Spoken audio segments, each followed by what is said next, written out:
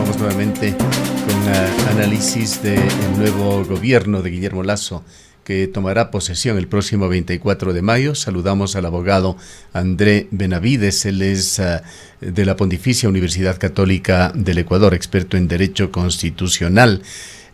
Quisiéramos al tiempo de dar la bienvenida, abogado Benavides, su criterio sobre algunos de los temas que ha hecho público ya el nuevo presidente elegido de Ecuador, Guillermo Lasso.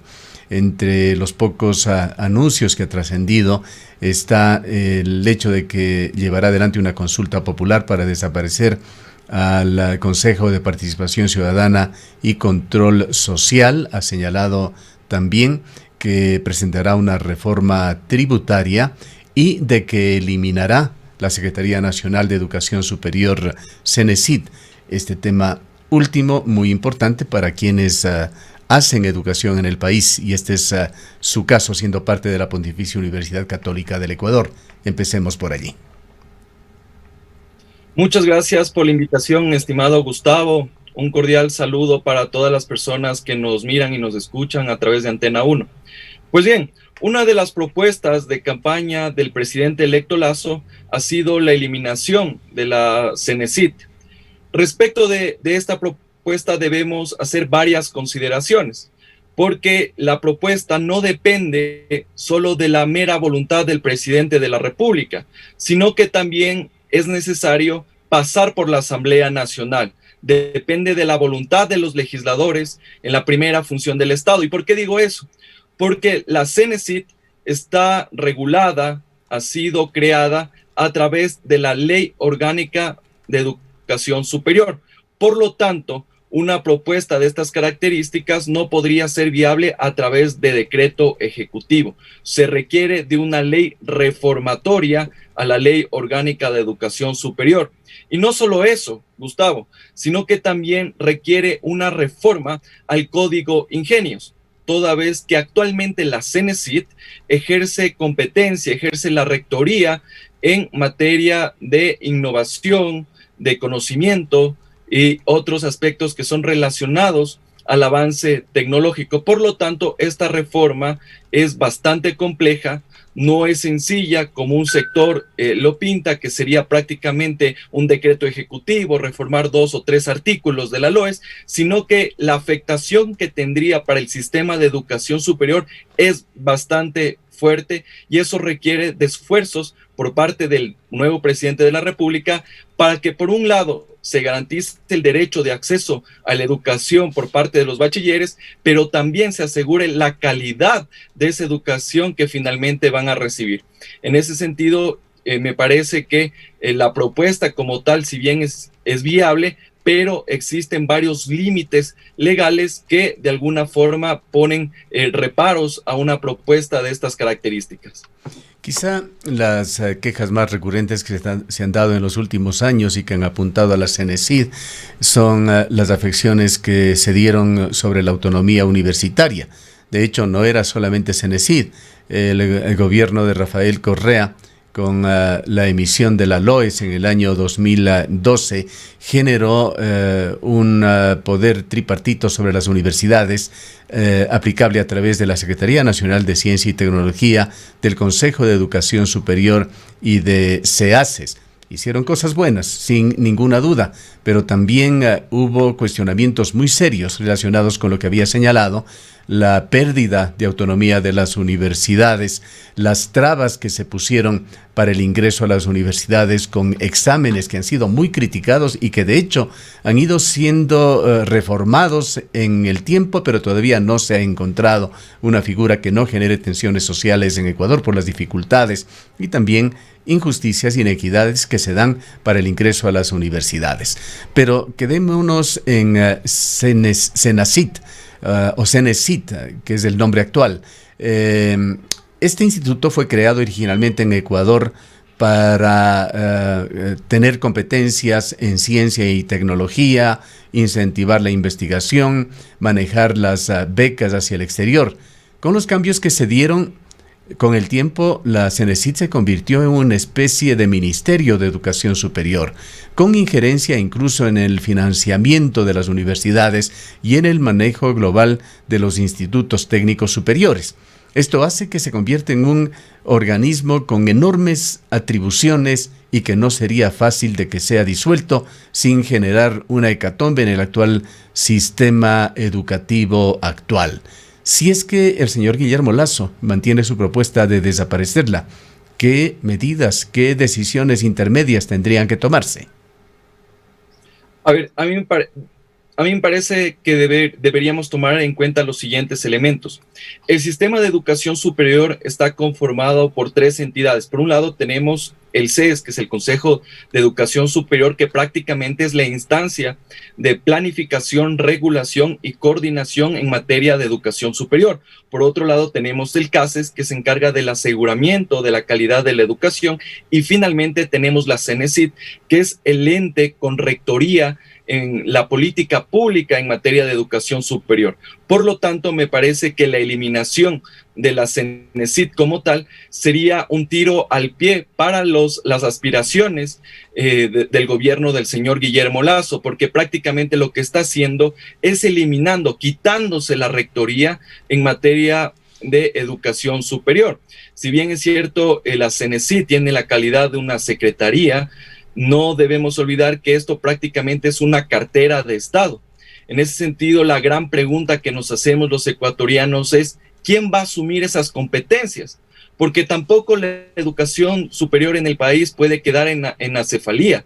El Consejo de Educación Superior y el CASES tienen sus competencias y atribuciones constitucionales, según el 353 de la Constitución de la República, pero que finalmente ejecuta esas políticas es la CENESID.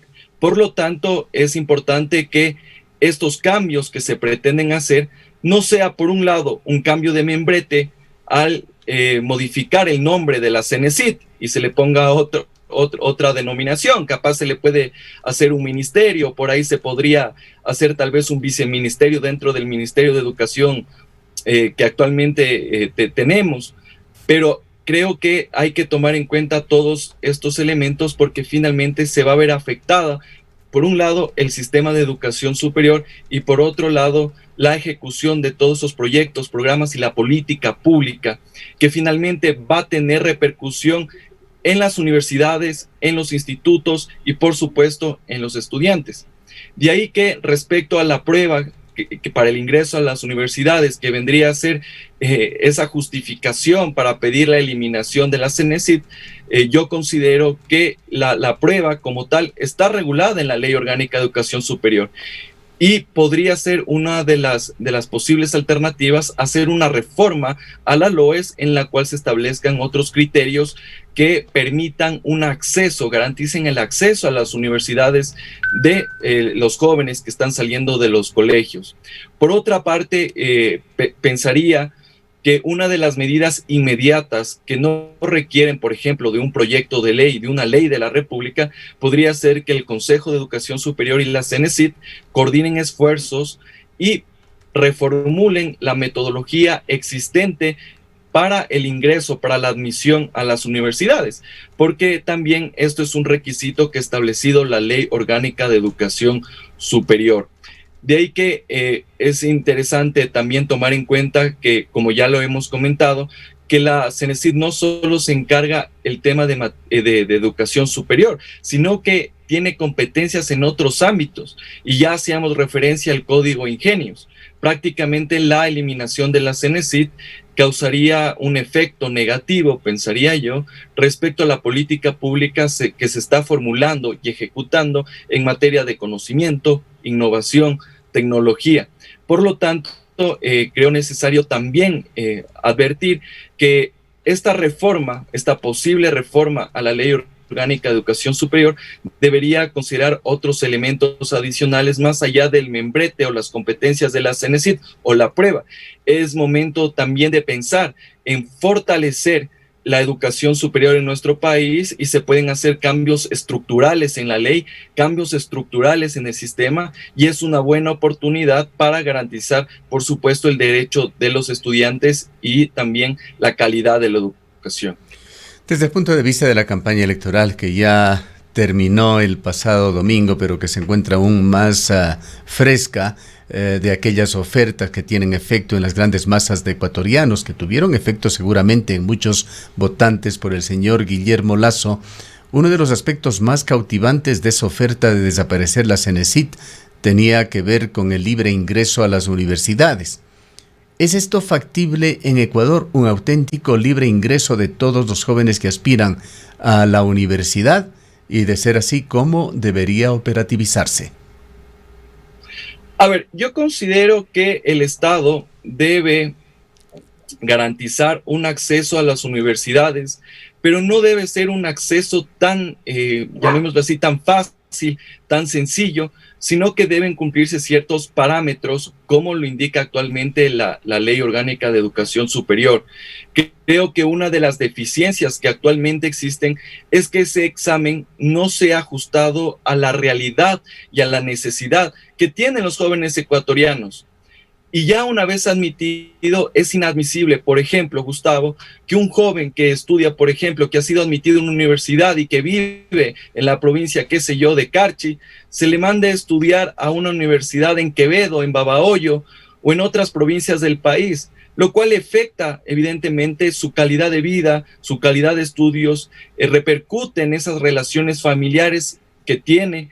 Y finalmente vemos que ese estudiante, al verse en una situación bastante compleja, termina saliendo de la universidad, termina desertando la universidad, y lo cual genera que existan más jóvenes en una situación de desempleo, en situación de una no formación académica, lo cual repercute en su proyecto de vida.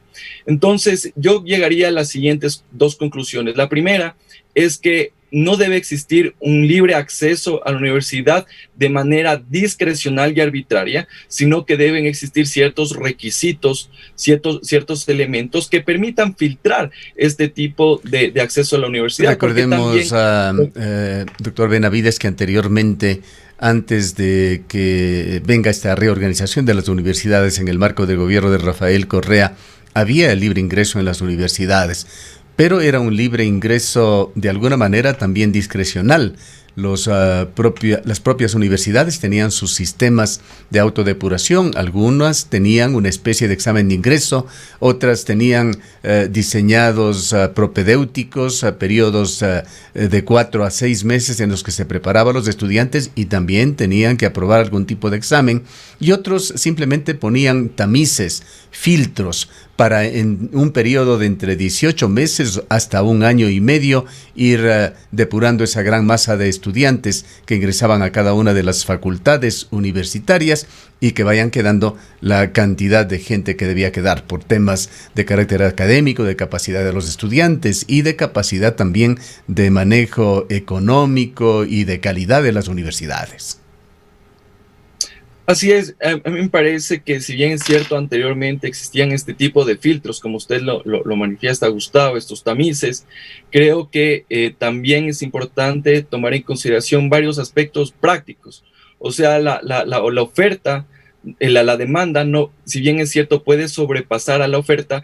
Eso no significa que, por ejemplo, yo dé libre acceso a la universidad a 1,000 estudiantes, cuando en realidad yo tengo una capacidad para 500 plazas.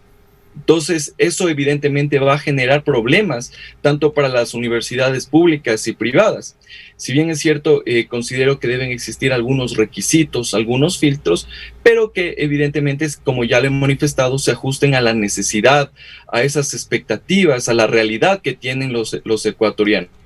Y yo creo que más bien las reformas que se pretendan impulsar por parte del presidente electo Lasso deberían también ir encaminadas en ese sentido, principalmente ajustarse a la realidad que tiene el pueblo ecuatoriano.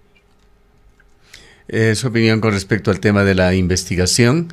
Se ha hecho énfasis en los últimos años en el papel no solamente docente que tienen las universidades, sino también en el de investigación, en esa integración que tiene que hacerse en esa carrera que viven todos los países del mundo por generar tecnología, por generar soluciones propias para su población. A mí me parece que uno de los elementos importantes que tiene la Constitución de la República es justamente impulsar la investigación, dentro de las instituciones del sistema de educación superior. Considero que hemos tenido un avance importante en los últimos años, que ha sido un camino complejo y que eventualmente recién se están viendo los resultados, pero es algo que en realidad la Constitución de la República obliga al Estado, obliga a las universidades públicas y privadas a activar aquellos mecanismos que permitan la investigación en nuestro país.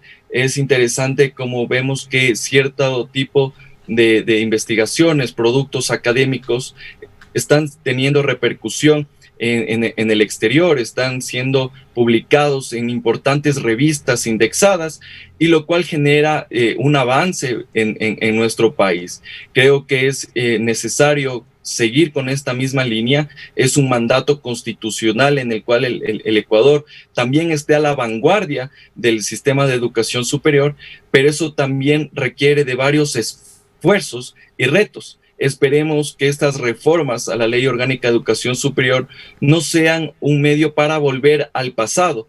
Usted recordará, Gustavo, que antes ese libre acceso a las universidades tenía repercusiones en la calidad de la educación superior en nuestro país, donde existían muchos estudiantes en una aula en la cual ni siquiera, principalmente en las universidades públicas, en las cuales iban a la aula y no tenían ni siquiera los pupitres en donde sentarse y recibían las clases parados atrás, pegados en una pared.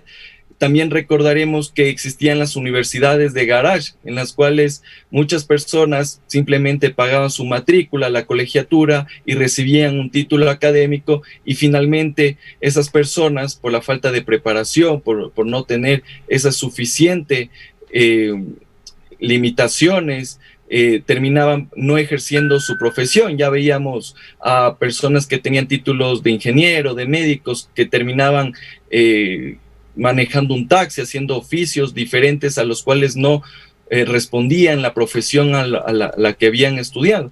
Entonces, a mí me parece interesante que se deben impulsar estos mecanismos tanto de innovación, de tecnología, pero debe ser de manera ordenada. Una de las últimas reformas que se hicieron a la Ley Orgánica de Educación Superior fue justamente fortalecer esa educación técnica. Es importante que muchas personas no tienen, por ejemplo, los recursos, no tienen los medios para acabar una carrera universitaria, pero eso no les impide que puedan seguir una carrera técnica que finalmente va a ser un título y que les va a permitir ejercer sus capacidades, poder trabajar en un ámbito en el cual pueden ser bien remunerados. Yo creo que también es importante fortalecer el ámbito del estudio de las carreras técnicas. Quizá una reflexión que tenemos que hacer todos los ecuatorianos tras un año de esta complejísima situación de la pandemia y relacionando esto con los avances en la investigación aquí en Ecuador, es cuál ha sido el aporte de los ecuatorianos, de científicos ecuatorianos, de estudios científicos que se hayan generado en temas tan recurrentes hoy en día como el de innovación en respiradores, en tratamientos para la COVID-19, en estrategias de salud pública, en el tema de las vacunas. Es un tema aún inconcluso, pero que habrá que evaluarlo para saber si en forma efectiva, en términos de investigación práctica, la Academia Ecuatoriana está aportando adecuadamente, está evolucionando adecuadamente. Pero eso creo que es un tema que lo iremos evaluando en el largo plazo, abogado Benavides. Concluyamos también, sin perjuicio de que pueda referirse a lo que acabo de señalar, o con su criterio sobre la consulta popular propuesta por el señor Lasso para desaparecer el Consejo de Participación Ciudadana y Control Social. A ver, hay que tomar en cuenta ciertos aspectos respecto de esta consulta popular para eliminar el Consejo de Participación Ciudadana. La Corte Constitucional ya se ha pronunciado respecto a cuál sería la vía para eliminar el Consejo de Participación Ciudadana. Y estamos claros que la vía no es una consulta popular, sino una reforma parcial a la Constitución. ¿Y qué supone una reforma parcial a la Constitución? Supone que debe pasar por la Asamblea Nacional. Esta propuesta debe ser debatida en el Pleno de la legislatura en 2 ocasiones y ser aprobada. Y posteriormente, una vez que la Asamblea Nacional haya aprobado esta reforma parcial a la Constitución, debe ir a un referéndum ratificatorio. Es decir, que los ecuatorianos compareceremos a las urnas para determinar si es que efectivamente estamos de acuerdo o no con esta propuesta de reforma parcial a la Constitución. Por lo tanto, una consulta popular, de acuerdo a los dictámenes que ha dispuesto la Corte Constitucional, estaría proscrito. Por lo tanto, una consulta popular no sería viable y el camino adecuado sería la de reforma parcial a la Constitución. Debe pasar por la Asamblea Nacional y posteriormente en un referéndum ratificatorio, aprobatorio, el pueblo será cuestionado, preguntado si es que está de acuerdo o no con esta reforma a la Constitución de la República. Muchas gracias por sus valiosas opiniones y por habernos atendido, abogado Benavides. Muchas gracias, estimado Gustavo. Un cordial saludo para todos. El abogado André Benavides se pertenece a la Pontificia Universidad Católica del Ecuador y es un experto en Derecho Constitucional. Cuenca, año 2050. Cuando la contaminación y la escasez de agua son problemas en todo el mundo, en Cuenca, Ecuador, todavía se vive tan bien como hace 30 años. Esto gracias a que los cuencanos tomaron decisiones correctas, como la construcción del proyecto hidroeléctrico Soldados Yanuncay, que ha generado 22 megavatios de energía limpia, reguló el caudal del río Yanuncay y garantizó el agua potable para Cuenca y agua de riego para San Joaquín y Baños.